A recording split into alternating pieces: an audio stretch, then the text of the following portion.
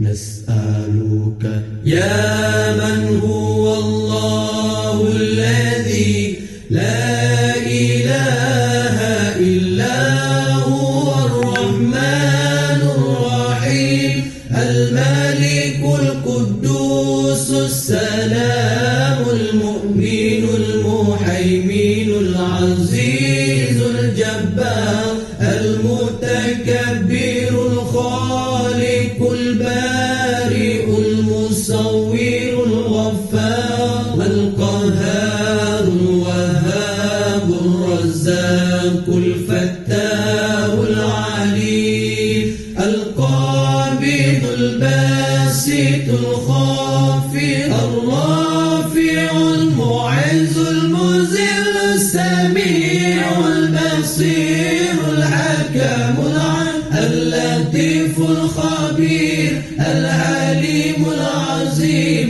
الغفور الشكور العلي الكبير الحفيظ المقيم الحسيب الجليل الكريم الرقيب المجيب الواسع الحكيم الودود المجيد الباعث الشهيد الحق الوكيل القوي المتين الولي الحميد المحسن المبدع المعيد المحيي المميت الحي القيوم الواجد الماجد الواحد الصمد القادر المقتدر المقدم المؤخر الأول الآخر الظاهر الباطن الوالي المتعالي البار التواب المنتقم العفو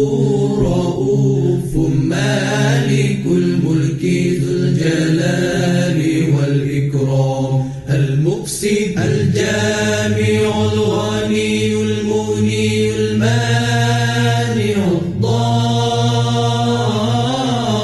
الضار النافع النور الهادي البديع الباقي الوارث الرشيد الصبور الذي ليس كمثله شيء وهو السميع البصير اللهم صل أفضل الصلاة على أسعد المخلوقات كسيدنا محمد وعلى آله وصحبه وسلم عدد معلوماتك ومداد كلماتك كلما ذكرك ذاكرون وغفل عن ذكره الغافلون.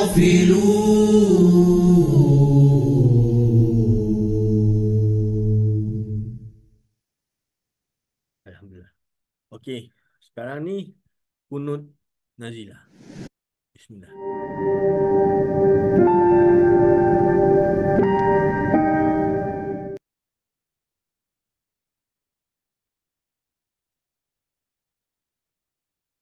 اللهم إنا نجعلك في نحور أعدائنا ونعوذ بك من شرورهم اللهم بدد شملهم وفرق جمعهم وشتت كلماتهم وزلزل أقدامهم وسلط عليهم كلبا من كلابك يا قهار يا جبار يا منتقم يا الله يا الله يا الله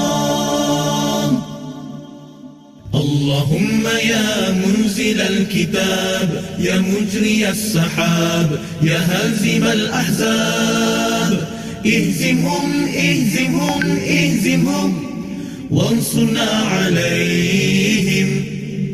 Ya Allah, kami letakkan kamu di batang leher musuh-musuh kami, dan kami berlindung denganmu dari kejahatan mereka. Ya Allah, hancurkan kumpulan mereka. Ya Allah, pecahkan pakatan mereka. Ya Allah, leburkan pendirian mereka. Ya Allah, musnahkan langkah mereka. Cengkamkan anjing-anjingmu kepada mereka. Ya Allah yang maha memaksa, Ya Allah yang maha perkasa, Ya Allah yang maha membalas. Ya Allah, Ya Allah, Ya Allah,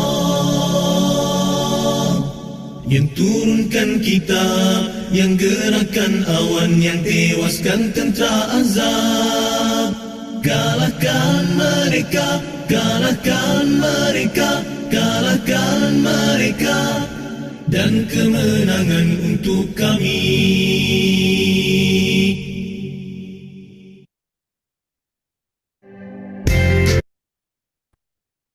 Alhamdulillahirrabbilalamin. Silakan Ustaz. Bismillah.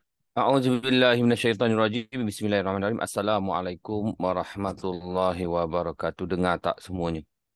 Dengar. Dengar dengan jelas. Alhamdulillah. Alhamdulillah ala ni'matil imani wal islami wa huma min a'zamin ni'ami wa kafa bihima min ni'mah. Alhamdulillah. Marilah kita merafakkan segala kesyukuran kehadirat Allah Subhanahu wa taala kerana dengan limpah kurnia dan inayahnya dapat kita sama-sama hadir dalam satu majlis ilmu pada hari ini. Mudah-mudahan kita diampuni dan dirahmati oleh Allah Subhanahu wa taala dengan sebanyak-banyaknya. Amin ya rabbal alamin. A'udzubillahi minasyaitonirrajim. Bismillahirrahmanirrahim. Ya muallima Ibrahim al-hikmata 'allimna. Ya mufahhima Sulaiman fahimna fafahamnaha Sulaiman wa kullan ataina hukma wa ilma wa sakharna ma'a Daud al-jibal yusabbihna wat-tayr. Wa kunna fa'ilin ya rabb Sulaiman wa ya rabb Ibrahim wa ya rabb Musa wa ya rabb Isa. ويا رب محمد صلى الله عليه وسلم أخرجنا من ظلمات الجهل والنسيان برحمتك يا أرحم الراحمين. اللهم زدنا علما وارزقنا فهما برحمتك يا أرحم الراحمين. اللهم نورنا بنور العلم وأبعدنا النسيان برحمتك يا أرحم الراحمين. اللهم ارزقنا فهم النبيين وحفظ المرسلين برحمتك يا أرحم الراحمين. اللهم افتح علينا حكمتك وانشر علينا من خزائن رحمتك يا أرحم الراحمين. وصلى الله على سيدنا محمد وعلى آله وصحبه وسلم. والحمد لله رب العالمين. تقبل الله منكم منا ومنكم تقبل يا كريم. Sekali lagi Assalamualaikum warahmatullahi wabarakatuh. Jadi yang berusaha Cik Roshidi selaku pengacara majlis pada hari ini, barisan kepimpinan pengurusan ikhtisas, rakan-rakan niaga, tuan-tuan, puan-puan muslimin muslimat yang dirahmati Allah sekalian. Apa kabar dan semoga sihat-sihat belaka pada pagi Jumaat yang mulia ini. Mudah-mudahan kita diberikan kesempatan dan juga kesihatan yang sebaik-baiknya. Saya doakan juga tuan-tuan rezeki yang melimpah ruah dan juga semangat yang berkobar-kobar untuk terus berjuang demi menegakkan syiar agama Islam. Mudah-mudahan daripada platform takaful ataupun ikhtisas inilah tuan-tuan akan diberikan segala ganjaran pahala, ganjaran rezeki yang tidak putus-putus. Tuan-tuan yang dimuliakan oleh Allah SWT, saya mengambil satu tajuk iaitu wuduk yang sempurna ini. Sebab apa dalam pada kita beribadah, iaitu dalam banyak benda yang kita dah tahu dan kita amalkan seharian. Jadi wuduk yang sempurna ini adalah amat penting untuk kita melengkapkan amal ibadah fardu kita. Begitu juga yang kita lakukan dalam pergerakan atau perjuangan kita sebagai rakan niaga ikhtisas. Yang bermula dari awal lagi. Kalau solat bermula dengan wuduk, jadi kalau sebagai rakan niaga ikhtisas, kita bermula dari yang awal lagi. Segala persiapan yang kita lakukan itu semuanya mudah-mudahan ianya adalah yang sempurna dan yang baik-baik belaka. Jadi tuan-tuan yang dimuliakan oleh Allah Subhanahu Wa Taala, kerana wuduk ini juga banyak hadilatnya apabila kita kalau buat yang sempurna. Kerana dalam situ ada banyak hadisnya yang menyatakan bahawa dibukakan 8 pintu syurga, diampunkan dosa-dosa kita dengan perkara wuduk yang kita ambil lebih kurang tak sampai pun lah 4 atau 5 minit sahaja. Jadi mudah-mudahan ianya menjadi sebahagian daripada amalan kita hari-hari yang kita sematkan. Apapun tu, terima kasih kepada yang dah hadir pada hari ini, beberapa rakan-rakan. InsyaAllah yang tak kenal maka tak cinta, maka yang belum kenal, yang dah kenal, Alhamdulillah. Sebelum tu saya kenalkanlah diri saya kepada rakan-rakan yang belum kenal saya. Saya dari Sempang Renggam, Keluang, Johor. Jadi nama diberi Muhammad Ismail, insyaAllah. Jadi apa pun tahniah kerana hadir pada hari ini. Hari yang hari yang mulia Jumaat ini, yang mana penghulu segala hari, yang tak ada hari yang lebih mulia daripada hari Jumaat ini setiap minggu. Yang mana setiap orang akan mengejar hari Jumaat ini. Banyak ganjaran pahala, apatah lagi kita mengerjakan solat Jumaat nanti bagi yang lelaki.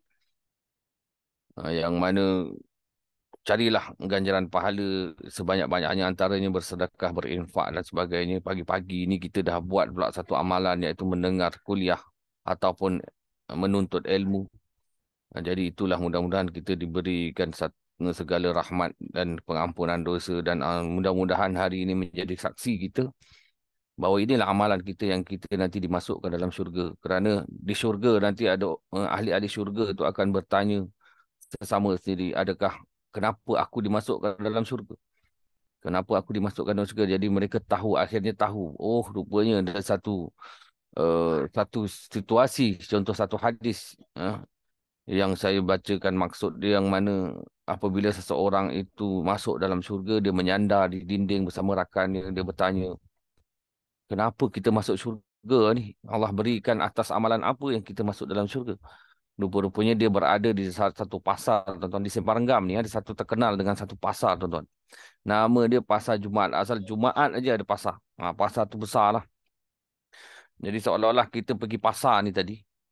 Pergi pasar dan kemudian berjumpa dah dengan satu rakan kita. Ahmad, lama tak jumpa.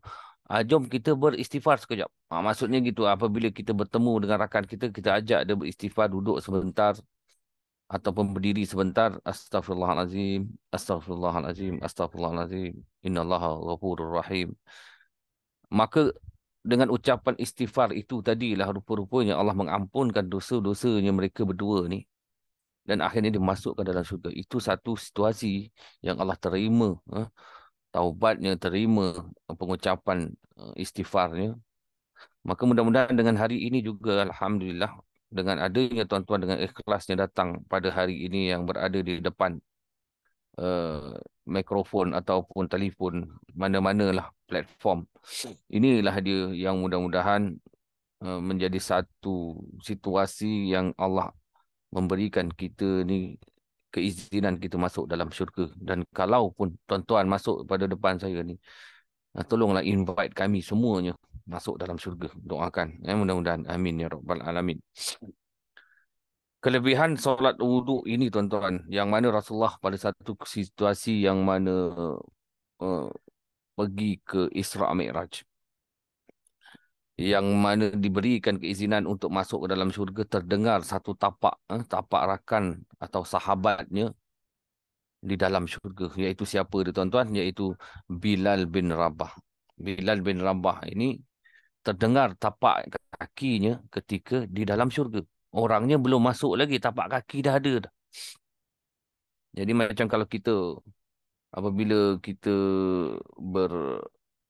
berjumpa dengan kawan-kawan, atau dulu kalaulah kita dulu pernah duduk rumah apa ni tuan, rumah papan, kalau kita tengok ayah kita balik ke apa semua, mesti dah tahu dah. Dia balik itu kita dah tahu dah tapak kaki ayah kita, tapak kaki ibu kita, kakak kita, abang kita. Jadi Rasulullah mendengar tapak kaki Bilal bin Rabah. Ketika balik pulang, berjumpalah beliau dengan Bilal. Wahai Bilal, apakah amalanmu sehingga kan aku terdengar tapak kakimu di dalam syurga? Kata Bilal, Bilal tak ada apa yang dia buatnya. Bilal tak ada buat apa, dia hanya azan, muazzin dan sebagainya dan kena solat dan macam biasa. Rupanya ada satu perkara yang dia tetap lakukan secara konsisten, iaitu beliau akan mengambil air sembahyang, menjaga air sembahyangnya. Nah, selepas sahaja mengambil air sembahyang, dia akan membuat solat sunat wuduk. Masya Allah. Solat sunat wuduk ni tuan-tuan. Jadi dia melakukannya dan akhirnya itulah amalan Bilal bin Rabah. Mudah-mudahan kita adalah sebahagian daripada amalan yang telah dibuat oleh Bilal bin Rabah. Paling koman, paling tidak pun tuan-tuan. Kalau saya lah, saya ingatkan saya jugalah. Mudah-mudahan saya akan istiqamah. Sebelum nak tidur tu tadi, nanti kita akan buat lah. Kalau tuan-tuan buat konsisten, setiap hari, setiap masa, Alhamdulillah, saya memang tabik lah lagi. Tabik spring lah. Apabila setiap kali wuduk je habis, tuan-tuan akan mulakan wuduk balik. Begitulah juga apabila solatnya, kalau kita sempat solat, kita akan solat. Jadi mudah-mudahan sebahagian daripada amalan itu menjadi kita asbab untuk kita masuk ke dalam syurga, tuan-tuan. Kelebihan besar juga mengerjakan solat sunat wuduk ni tadi, tuan-tuan. Diriwayatkan oleh Uqbah bin Amir radhiyallahu anhu bahawa beliau telah mendengar Rasulullah sallallahu alaihi wasallam bersabda sewaktu beliau tiba dalam satu majlis. Ma min muslim yatawaddaa fa yuhsinu wudu'ahu thumma yaqum wa yusalli raka'atain muqbilun alaihima biqalbihi wa wajhihi illa wajabat lahul jannah. Sesiapa yang di antara orang Islam yang berwuduk dan menghalusi wuduknya, kemudian beliau mengerjakan solat 2 rakaat dengan hati dan anggota yang khusyuk melaksanakan, maka wajiblah baginya untuk mendapat syurga. Begitulah hadis ni, yang mana apabila kita solat wuduk, maka Allah bagikan ganjaran kita masuk dalam syurga. Jadi apa juga kita perbuatan kita akan wuduk. Saya ada satu apa ni, kadang-kadang kita baca ruqyah orang lah kan, tuan-tuan. Saya ada belajar lah juga sikit apa ni. Darus Syifa lah kan. Tapi untuk diri sendiri lah, tak ada lah buka pukul 9, pukul 10, malam tutup. Gitu tak ada, masa pun tak mengizinkan. Jadi memang kalau perbuatan nak meruqyah apa semua, memang wuduk dululah. Jadi kita akan mengambil wuduk ini sentiasa kawal kita punya pergerakan. Tapi kalau tuan-tuan boleh buat pelan-pelan, contoh ya, kita buat konsisten apabila masuk dalam rumah. Sebelum kita masuk rumah, kita ambil wuduk dulu. Kita keluar rumah ni tuan-tuan, berjumpa klien dan jumpa sebagai mana-mana orang balik pukul 11, pukul 2, pukul 1. Walaupun siang pun tuan-tuan. Yalah, kalau kita dari segi perawatan Islam ni ada yang ikut ni tuan-tuan. Jadi adalah kalau kita balik dari mana camp lah, kalau kita balik dari hutan mana lah. Sebab setiap orang tu ada signal dia.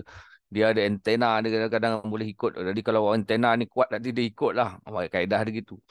Jadi sebelum masuk rumah tu, kita ambil lah wuduk. Kalau boleh kat luar tadi, ada pipe, kita ambil wuduk dulu sebelum masuk rumah. Apatah lagi apabila ada anak kecil di rumah ke apa kan. Jadi sebelum masuk rumah tu, kita ambil wuduk. Mudah-mudahan dengan wuduk tadi dapat menghalang kita daripada segala ancaman makhluk yang tidak diingini lah. Jadi faham-faham lah tu. Jadi sebelum masuk rumah, jadi anak kecil ni kita masuk-masuk ni tuan-tuan dah anak nangis-nangis. Jadi macam itulah. Dan kita ni pula amalan tak seberapanya, tak semenggah mana. Jadi kita bawa pula, kita dah bawa dengan beberapa segala makhluk yang kita datang daripada camp entah mana-mana. Akhirnya dia berada dalam rumah kawasan kita dan sebagainya, dia ikut kan. Sebab apa? Makhluk ini akan tertarik dengan kita lah. Setiap orang tu dia akan tertarik, jadi dia akan ikut. Apatah lagi kita ni memang ada lah syaitan-syaitan yang memang menjaga kita, yang bukan menjaga, nak akan sentiasa melalaikan kita. Dia pantang duduk kita tergoyang je, nanti dia akan masuk. Jadi jangan sampai kita terjerumus daripada benda-benda perkara yang begitu. Jadi kita halang dia dengan semudah-mudahnya perkara membuat melaksanakan wuduk, tuan-tuan. Begitu juga kalau tuan-tuan Kalau tuan-tuan memasang keinginan, contoh kita berdoa kepada Allah, ya Allah, mudah-mudahan aku hari ini dapat klien yang aku nak jumpa klien aku. Ni prospek yang sangat besar dan tinggi. Yang sangat besar lah. Contoh datuk ke mana, kena tak kisah, tak kisahlah siapa pun. Sebelum kita keluar rumah tu, kita ambil wuduk, kita berniat, ya Allah, ibadah aku pada hari ini aku nak buat. Mudah-mudahan kau izinkan mereka untuk menerima apa yang aku cadangkan. Contoh gitu. Ambil wuduk, tuan-tuan. Ambil wuduk, dapatlah tadi ganjaran. Tuan-tuan, jadi kita dapat ganjaran pahala tadi dengan syurga. Kita dapat, nanti saya terangkan bagaimana wuduk tadi satu persatu dengan sempurna macam mana. Kemudian kita pergilah klien dengan mudah-mudahan yang kita pergi itu tadi Allah izinkan kita. Allah apa ni izinkan kita makbulkan doa kita tadi yang kita dapat klien tadi. Dengan mana kita beribadah wuduk tadi. Niatnya dengan wuduk, cara yang baik dan sebagainya. Pergi keluar, jumpa kawan, jumpa siapa tu. Yang masih dalam keadaan wuduk. Niat pula kita niat beribadah kerana bekerja dan sebagainya. Mudah-mudahan itu menjadi satu titik tolak amalan kita yang istiqamah. Yang mana kalau kita pun tak dapat klien tu pun sekurang-kurang kita dah dapat ganjaran syurga, tuan-tuan. Jadi macam itulah. Mudah-mudahan Allah akan beri ganjaran yang lebih lagi. Kalau tak dapat klien yang ini, ya mungkin orang lain dan mungkin Allah bagi yang lebih baik lagi. InsyaAllah. Jadi sebab apa? Nak mulakan tadi dengan wuduk yang kita jaga ni insyaAllah. Jadi bagaimana pula hadis yang menyatakan bahawa dibukakan pintu, dibukakan kepadanya pintu 8 syurga. Iaitu apabila apa dia, tuan-tuan? Ada berkata perawi hadis yang saya bacakan tadi, yang wajib baginya mendapat syurga orang yang berwuduk ni tadi. Alangkah baiknya hadis ini katanya. Tidak berapa lama iaitu Uqbah terdengar ada orang berkata kepada dia, hadis yang sebelum ini lagi baik. Tadi itu, tuan-tuan, apabila kita ambil wuduk dengan sempurna, maka Allah berikan kita ganjaran syurga. Tapi ada satu hadis lagi yang lebih baik katanya. Lalu saya menulis kepadanya dan saya dapati orang itu ialah Umar bin Khattab radhiyallahu anhu yang menyatakan perkara sedemikian. Lalu beliau berkata kepadanya, aku berkata tadi kerana aku dapati kamu baharu sampai. Hadis yang aku maksudkan ialah daripada Rasulullah SAW. Sesiapa yang di antara kamu itu berwuduk dan menghalusi wuduknya. Menghalusi wuduknya nanti saya terangkan bagaimana cerita nak menghalusi wuduk tadi. Bukan sekadar kita melalukan air semata-mata. Lalu kaki terjulur ke apa semua tu dan sebagainya. Yang mana selepas sahaja kita mengambil wuduk, barang siapa yang membacakan doanya iaitu asyhadu an la ilaha illallah wa asyhadu anna Muhammadan abduhu wa rasuluh. Allahumma ja'alni minat tawwabin wa ja'alni minal mutatahhirin wa ja'alni min ibadikas salihin. Ini pelajar 6 tahun, darjah 1, 2 pun hafal ni, tuan-tuan. Kalau tuan-tuan tak hafal doa ni, maknanya kita akan terasalah bahawa kita tak hafal lagi. Anak-anak kecil pun hafal ni. Doa lepas sembahyang. Maka kita berdirilah. Berdiri menghadap kiblat adabnya. Kalau tak pun, kalau kita tengah berjalan tu, lepas saja ambil wuduk sambil berjalan. Kalau tak pun berdirilah sekejap menghadap kiblat, kita akan membaca doa tersebut. Maka Allah bukakan kepadanya 8 pintu syurga. Dekat situ juga, tuan-tuan, 8 pintu syurga akan terbuka dan kita akan dimasukkan. Pilihlah mana-mana yang 8 itu. Masya Allah, tuan-tuan. Allah bagi satu pintu yang kita memang boleh masuk di mana-mana pintu. Kalaupun pintu tadi, contohlah, anggaplah gini, apabila kadang kita berwuduk tadi, ganjaran yang mana kita nak dapat 8 pintu, itulah tadi yang saya cerita bahawa kita nanti akan tertanya-tanya, orang syurga, ahli syurga akan tertanya-tanya. Dari mana kita datang ke maknanya apakah amalan kita ni sampaikan Allah masukkan kita dalam syurga. Mungkin antaranya yang 8 pintu syurga yang kita masuk tadi, tuan-tuan. Yang bahawa kita mengambil wuduk, kita berdoa dan pilih mana satu 8 pintu syurga. Dan mungkin Allah nak beri satu lagi hikmah daripada kita mengambil wuduk sebelum menjumpa klien. Jadi, tuan-tuan, saya nak bagi tahu satu falsafah.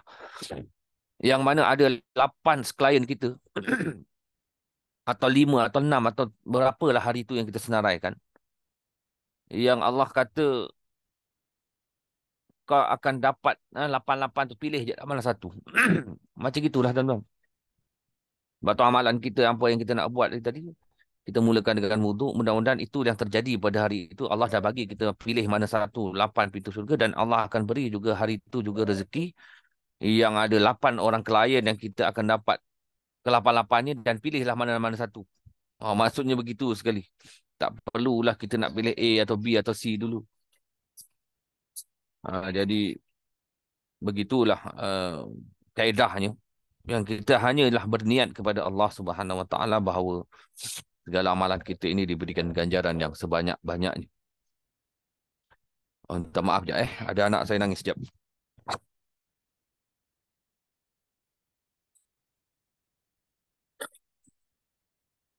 Okey, sambung semula. Minta maaf kalau line tak berapa kat sini ni. Sebab uh, saya dah tutup pintu sikit, line kat bilik ni macam tak masuk lah. Tapi masih dengar Cik Rosli. Jadi cara saya kenal lah beberapa. Saya nak akan Cik Azam ada, Alhamdulillah. Cik Azam apa khabar? Cik Ali Akbar, Ustaz Ali Akbar ada. Puan Umi Salwa orang lama. Cik Rosmi orang lama. Siapa lagi? Ustaz Ambali ke apa ni? Kemudian Syakila ni saya kenal ni. Dan mana-mana rakan lah yang kenal, Alhamdulillah. Jadi Puan Zuraida juga ada, Alhamdulillah. Jadi tuan-tuan yang dimuliakan oleh Allah Subhanahu Wa Taala, masuk kepada bagaimana kita nak menghalusi wuduk tadi, tuan-tuan.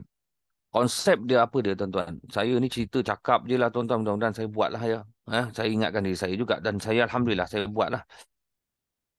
Saya nak masukkan konsep apabila wuduk tadi dengan sempurna. Begitu juga kita melakukan proses mencari klien, apa dan sebagainya tu pun kena dah sempurna dari awalnya. Jadi, bagaimana kita dengan niat, tuan-tuan, niatnya kita mengambil wuduk tadi pun itu dah rukun dia. Fardu wuduk. Jadi wuduk ini ialah dari segi maknanya baik dan bersih, dan dari segi syarak membasuh beberapa anggota yang badan yang tertentu menggunakan air yang dimulakan dengan niat. Niat bahasa Melayu boleh, bahasa Jawa, Cina pun tuan-tuan pun dah tahu. Kita basic aja. Itu pun dah tahu. Yang saya nak bagi tahu hari ini ialah apabila sekejap tuan ni, orang ni telefon dari tadi sekejap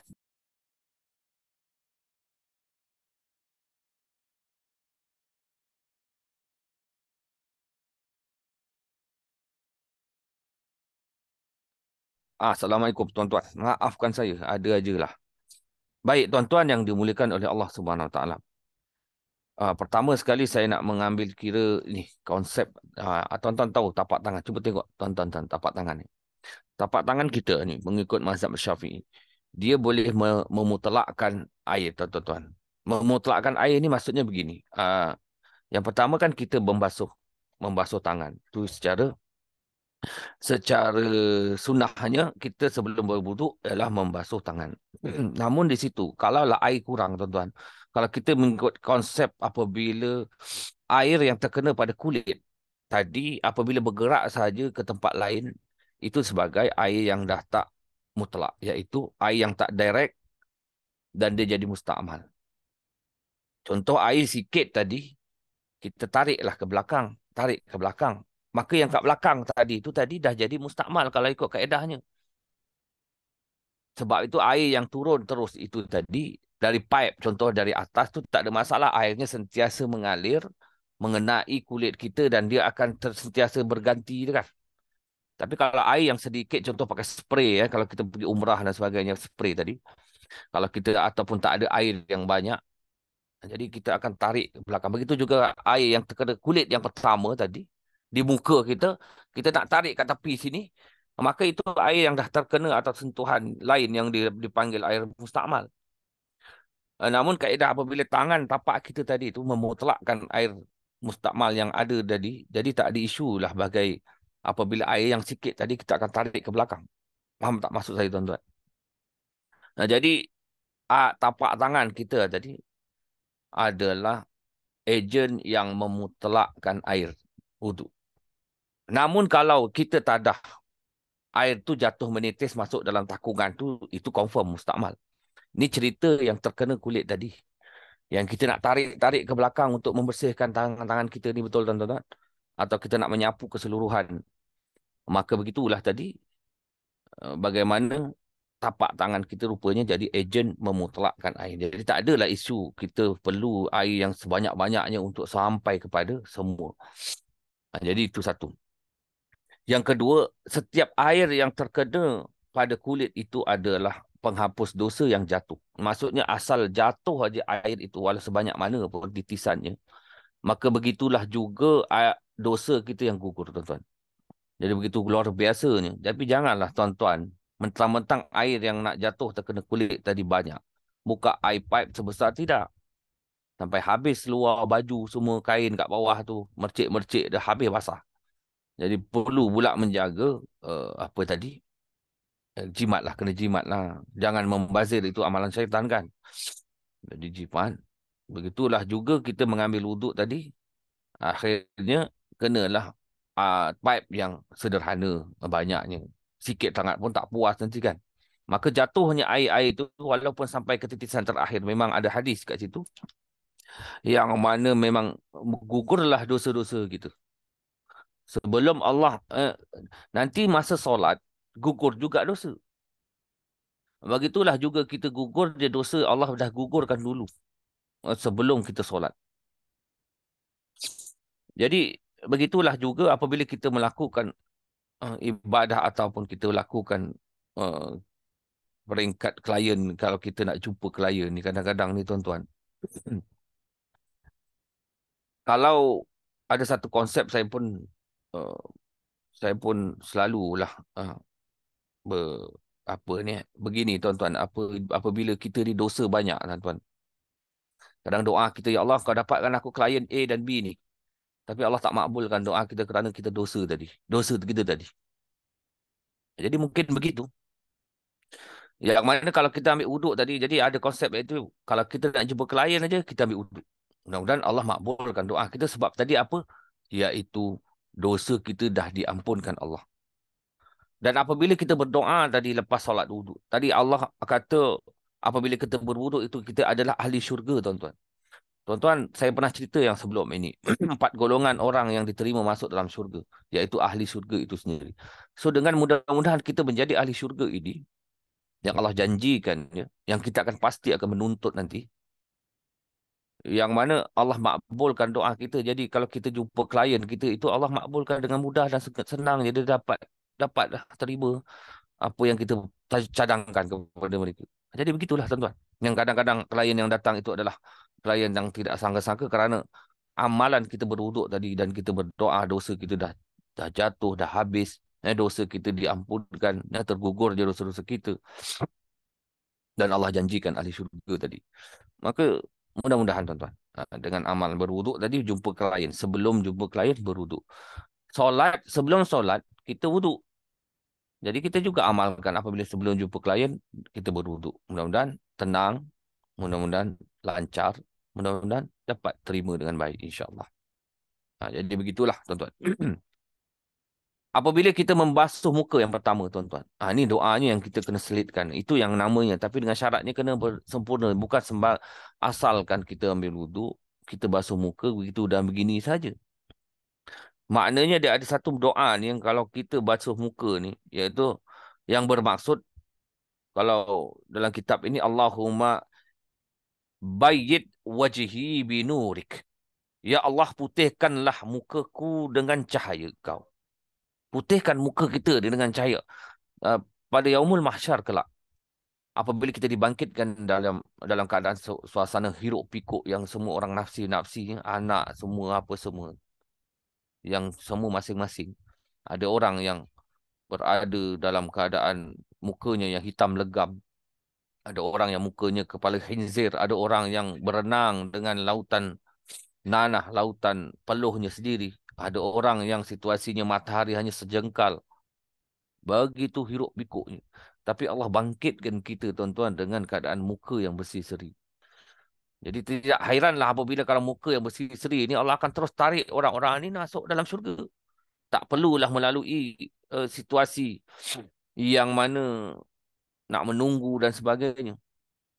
Hiruk pikuk yang sangat tinggi. Jadi begitulah mudah-mudahan. Ya Allah, putihkanlah mukaku dengan cahaya engkau pada hari putihnya muka wali-wali engkau.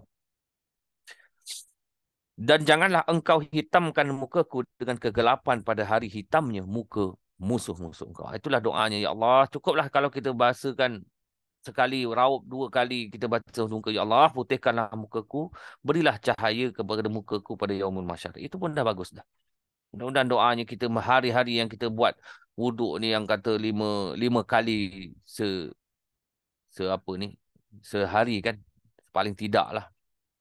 Jadi kita dapat basuh muka dengan doanya. Ya Allah, kau mutihkanlah. Kalau pada tuan-tuan saya, kadang saya guna konsep macam ni je tuan-tuan.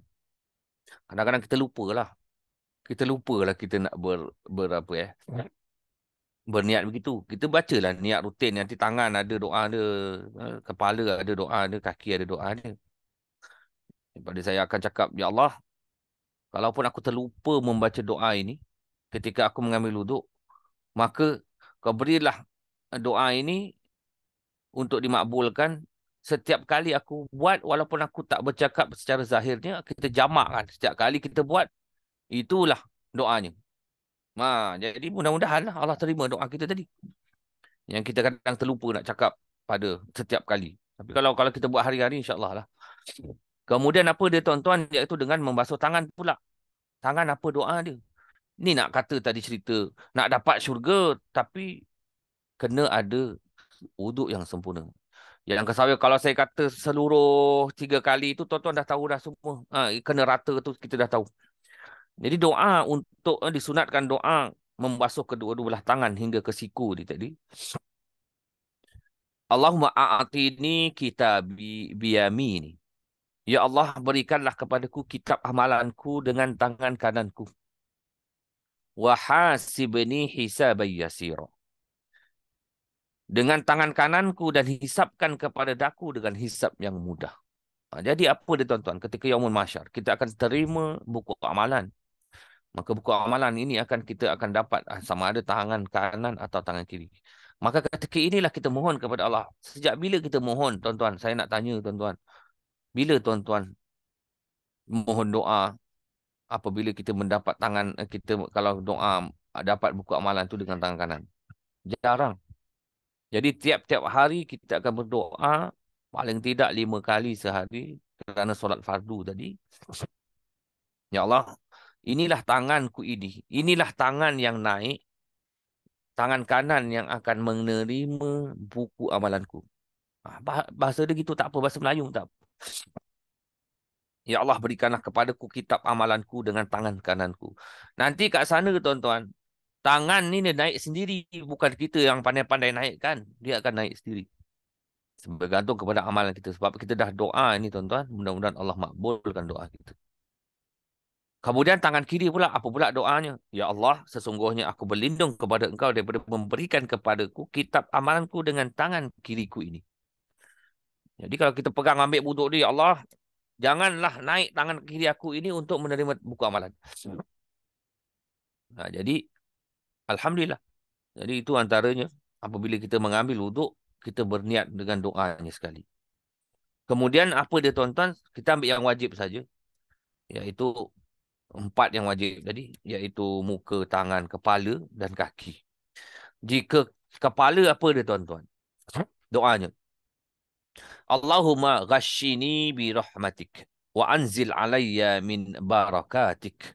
Wa azallani tahta zilli arshika yawma la zilla illa zilluk. Ya Allah, tutupilah akan daku dengan rahmat engkau dan turunkanlah kepadaku keberkatan engkau.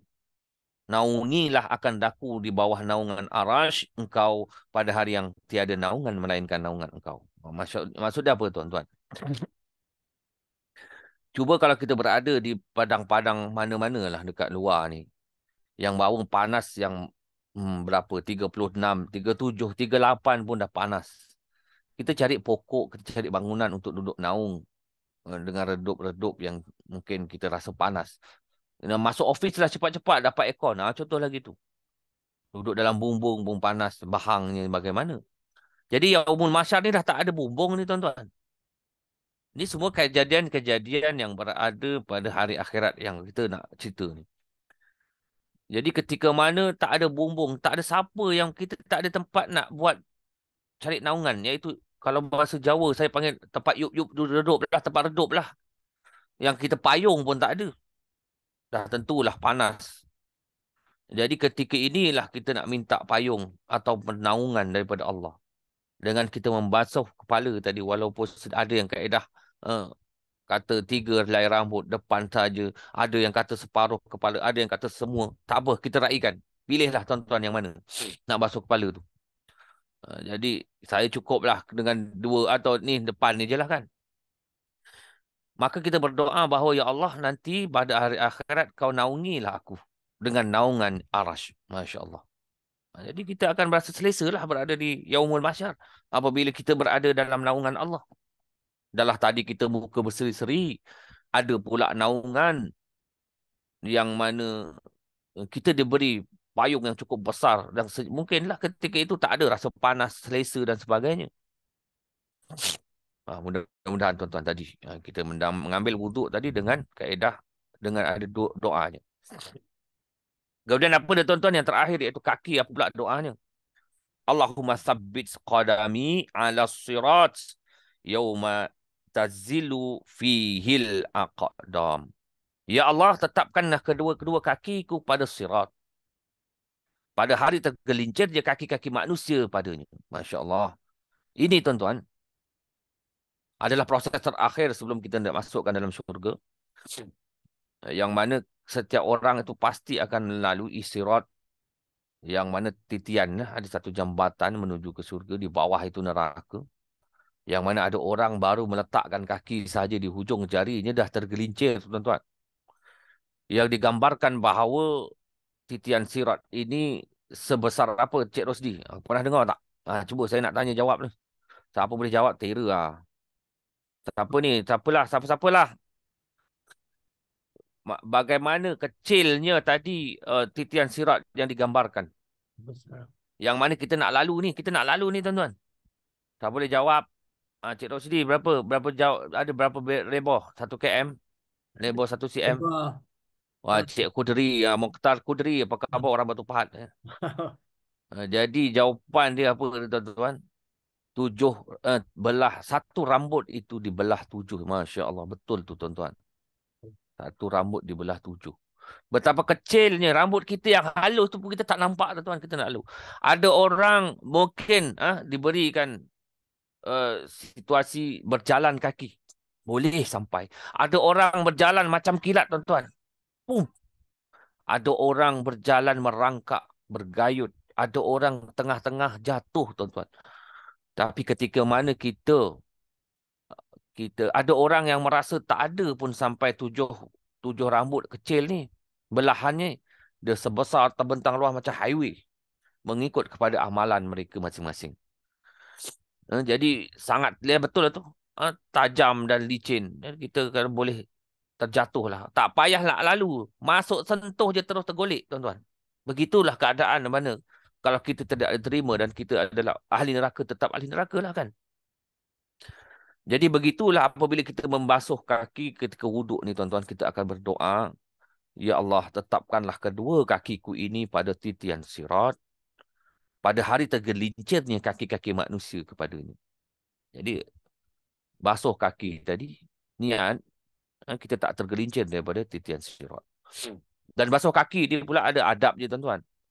Apabila kaki kita, tapi sebelum tu saya nak tanya soalan. Kaki kita ni, tuan-tuan, ialah selalu pijak-pijak dan sebagainya.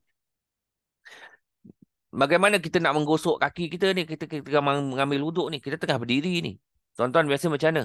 Yang saya nampak ni, tuan-tuan, minta maaf dia cakap ya. Apabila orang membasuh wuduk ni, dia tak nak pun pegang kaki dia. Dia hanya menjulur-julur je kedua kaki-kakinya. 1, 2, 3. Wah. Sebab tu sebelah 1, 2, 3. Belakang belum tahu kena. Okeylah, tak apa. Kita belakang. Belakang kita pun letakkan dekat kepala pipe tadi tu. Yang air turun. 1, 2, 3. Jadi ramai orang rupanya dia tidak akan memegang kakinya untuk membasuh-basuh atau menyelat-nyelat apa atau menggosok-gosok lah kan. Tapi guru saya pesan, tuan-tuan, apabila membasuh kaki dengan menggunakan tangan yang kiri. Tadi tangan kanan ni kita nak muliakan tangan kanan tadi.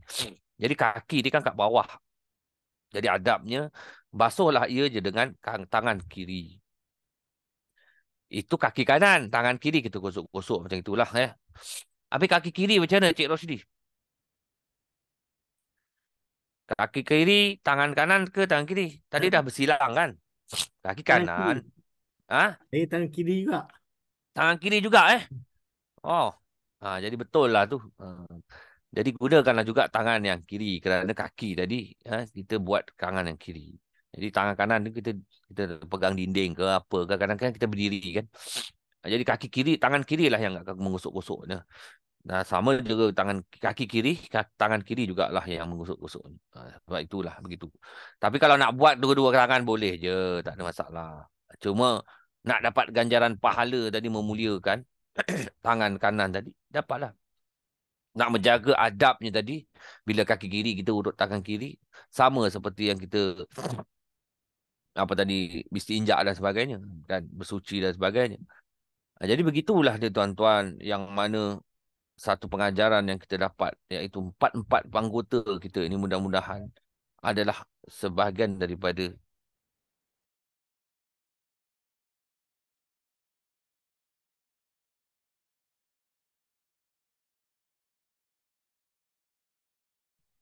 Ustaz mana Ustaz? Ustaz hilang.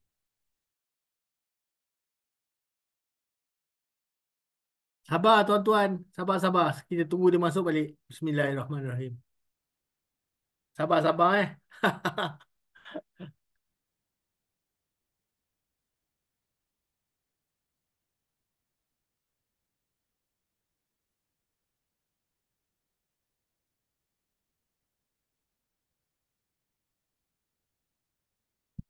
Ustaz Roshidi tolong teruskan.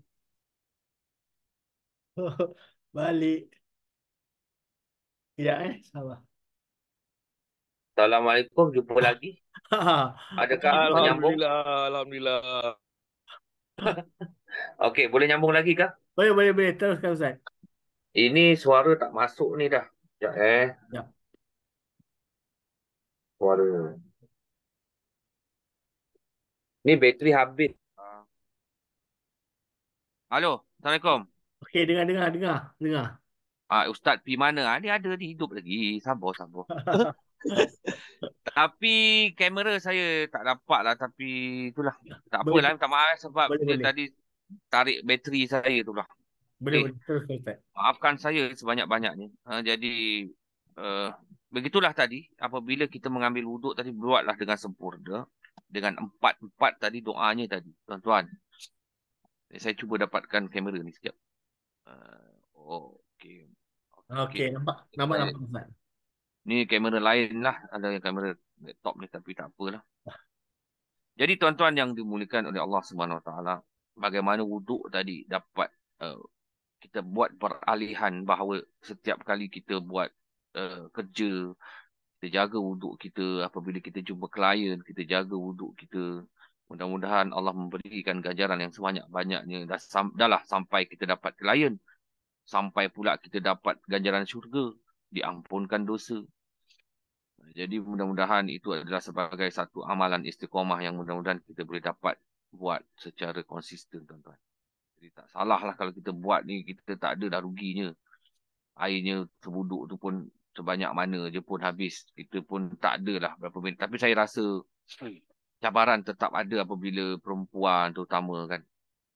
Yalah nanti dia nak cari tempat wuduk orang nampak ke apa semua. Bukan senang lah nak cari wuduk ni. Tak ya. Tapi orang lelaki ni pula paling senang. Tapi bila kita pakai stokin, pakai kasut, itu dia dah malas dah tuan-tuan. Dah malas lah apabila nanti nak buka stokin. Tak apalah, itu kan cabaran. Nak dapat syurga senang. Nak dapat syurga susah. Belum tahu, kita ni semua belum, bukanlah ahli syurga lah kan. Kalau Allah izinkan dapat masuk dalam syurga kerana kita berwuduk tadi, kita nak cari klien, kita pun berwuduk, kita nak buatlah segala apa macam dengan berwuduk tadi. Dengan Alhamdulillah, mudah-mudahan itu adalah sebahagian daripada momen yang kita boleh masuk dalam syurga. Jadi begitu tuan-tuan. Saya nak ulang balik siapa yang sebelum ni, apabila sebelum ni saya ada cerita pasal Palestin tuan-tuan. Yang mana saya kata yang mana kita perlu sokong dengan sepenuh hati kita, solidariti kita kepada orang Palestin yang apabila kita nak minta dia sebagai ahli syurga ni kan tuan-tuan. Saya ulang kembali yang lepas apabila saya cerita ada 4 golongan orang yang kita mesti nak cari. Tuan-tuan, apabila di Yaumul Mahsyar nanti kita ni dah lah tak ada apa tuan-tuan. Kita muflis, kita punya pahala apa semua dah diambil orang. Apabila 5 golongan yang mengambil, yang siapakah 5 golongan ini, iaitu orang yang mencaci maki, kita caci maki orang tu. Orang yang kita mengumpat, cerca dan sebagainya. Kemudian orang yang kita pukul-pukul, pernah pukul, atau masuklah anak kita juga kalau dia tak redha dan tak terima. Orang antara yang lain lagi, orang yang kita mengambil hartanya. Apabila kita makan buah orang tu, kita ambil pinggan orang tu, kita ambil apa-apa jualah kat rumah kita pun kadang-kadang ada harta orang lain. Yang mana satu masa nanti dia akan tuntut dekat akhirat kelak. Bahawa itu pinggan aku dulu pernah bagi kat kau, tiba-tiba kau tak pulang balik tu kenapa? Macam itulah. Apabila kita dia menjadi muflis. Hadis yang menyatakan apabila kita muflis di akhirat kelak. Dan yang terakhir, orang yang berbunuh-bunuh menumpahkan darah. Itulah nanti apabila kita, orang itu akan menuntut kita, yang kita akhirnya muflis. Maka kita menuju ke neraka. Apabila kita menuju ke neraka tadi, kita ternampak neraka dan syurga itu dia nampakkan apabila kita akan mencari jalan. Maka mana aku nak masuk dalam syurga? Maka kita cari orang syurga, kita minta doa orang syurga. Ini momen dia. Momen dia kita dah tak ada apa dah. Habis pahala kita ni dengan orang lain dah ambil. Kemudian dosa pun kita dapat. Orang-orang tu tadi yang menuntut tadi, kita punya pahala dah habis, aki-bakinya minta lagi. Tak apa, aku bagi dosa kat kau. Maka kita dapat dengan negatif. Tak ada amalan pun. Maka ahli neraka lah kita apabila kita cari orang syurga minta doanya. Ahli syurga adalah orang yang dimakbulkan doanya. Jadi kita kena cari jalan orang yang ahli syurga. Yang pertama, anak yang sebelum balik tadi tuan-tuan dah tahu.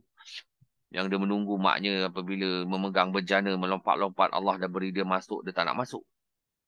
Yang kedua adalah orang yang mempunyai keturunan dia, generasi yang hafaz Quran, tahfiz. Itu ahli syurga yang kita boleh tarik, dia boleh tarik kita. 4 orang yang boleh tarik kita, siapa dia? Yang ketiga adalah orang para syuhada, tuan-tuan. Para syuhada ni yang meninggal fi sabilillah. Termasuklah orang yang menuntut ilmu, orang yang sakit berkaitan tentang wabak dan sebagainya.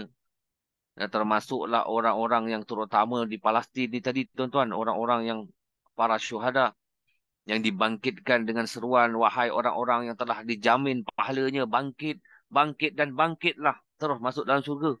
3 gelombang. Ada hadis yang menyatakan gelombang ketiga tadi adalah samanya orang syuhada ni, orang yang pemaaf. Jadi maafkanlah semua orang. Apabila kalau kita memaafkan semua orang, itu kita samalah seperti orang para syuhada yang dibangkitkan dalam seruannya. Bangkitlah orang yang telah dijamin pahalanya. 3 kali gelombang di Yaumul Mahsyar kelak. Jadi begitu. Dan yang terakhir tadi adalah ahli syurga itu sendiri. Bukan. Iaitu golongan yang pengikut Rasulullah. Pengikut Rasulullah adalah golongan yang terus masuk dalam syurga. Itu juga ahli syurga. Jadi kita dapatlah orang yang ahli syurga tadi, tuan-tuan. Kita nak mohon doa daripada dia. Hari ini kita cubalah bagi sokongan kita pada para syuhada. Sekarang dibantai sekali. Semalam saya dengar pasal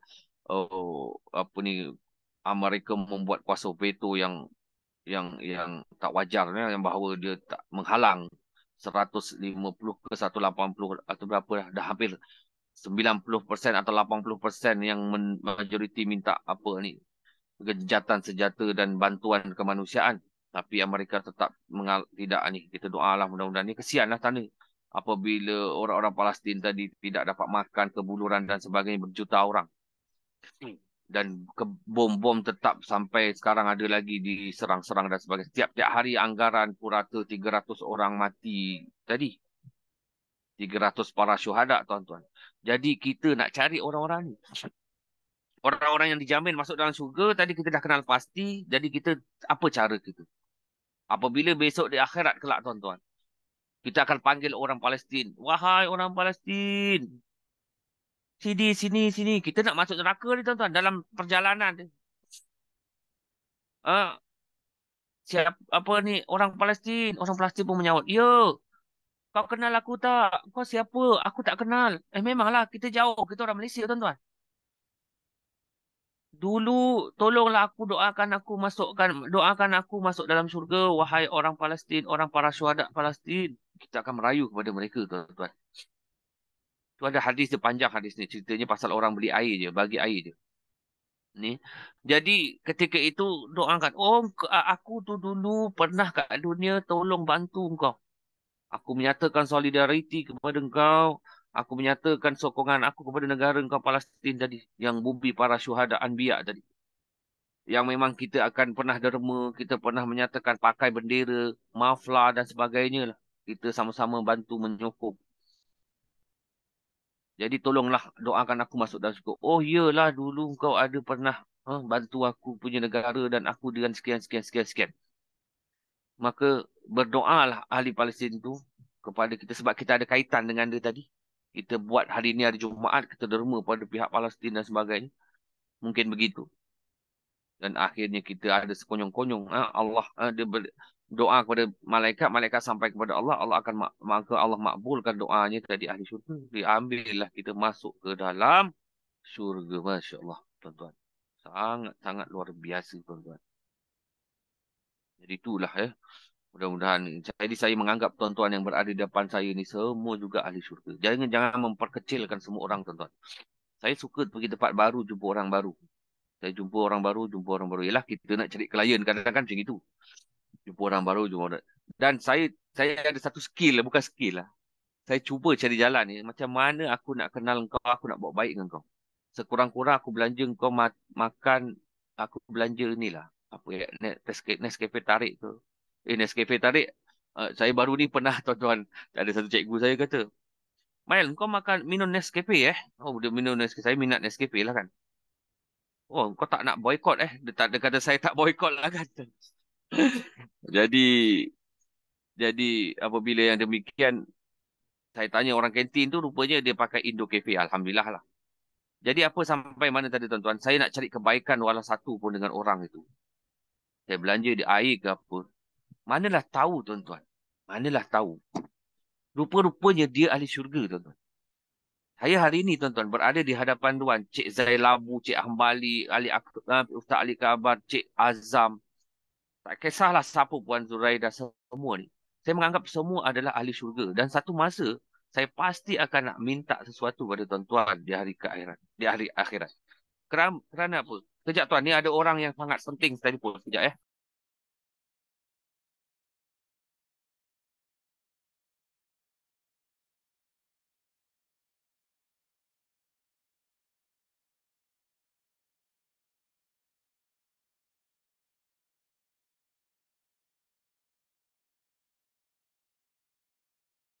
Okey tuan, saya dah pukul suturkan masa 1 minit. Okey, baik. Sebab ada orang hantar barang kat depan rumah dia tunggu. Baik. Tuan-tuan yang dimuliakan, saya mengambil semua orang yang saya kenal, saya cuba nak cari kebaikan, saya bagi kebaikan bahawa saya ada link nanti dekat akhirat bahawa beliau ini adalah ahli syurga. Semua ahli ikhtisas amin ni, ahli syurga yang ada di depan saya ni. Maka saya ni bukan ahli syurga tuan-tuan. Kita bukan ahli syurga. So satu masa nanti apabila kita nak menuju kita akan dinampakkan ahli syurga. Kita pasti akan kenal. Siapa saja ahli syurga tu yang ada kaitan dengan kita. Pasti akan nampak dan kenal. Dan kita akan panggil dia. Kita minta doa dia. Dah tak ada harapan lain dah. Inilah dia harapan dia. Jadi berbuat baiklah kepada semua orang. Berbuat baiklah dengan niat. Mudah-mudahan kita dapat diberikan ganjaran dan keampunan daripada Allah SWT. Amin ya Rabbal Alamin. Tuan-tuan, itu saja dari saya. Maafkan saya terlanjur kata salah bicara, terkasar bahasa. Mudah-mudahan jumpa lagi di lain masa. Saya doakan tuan-tuan pada hari ini dengan hari yang mulia Jumaat ni dapat klien yang sebanyak-banyaknya. Amin tuan-tuan. Dapat klien yang banyak-banyaknya. Amin ya Allah. Semoga ikhtisas akan lebih maju jaya. Alhamdulillah, terima kasih. Sekian wabillahi taufiq wa hidayah. Wassalamualaikum warahmatullahi wabarakatuh. Waalaikumsalam. Terima kasih Ustaz. Terima kasih semua hadirin dan hadirat sekalian. Kita akan berjumpa sekali lagi minggu depan insya-Allah. Assalamualaikum warahmatullahi wabarakatuh. Waalaikumsalam. Terima kasih, Judy. Sama-sama. Terima kasih, terima kasih. Alhamdulillah.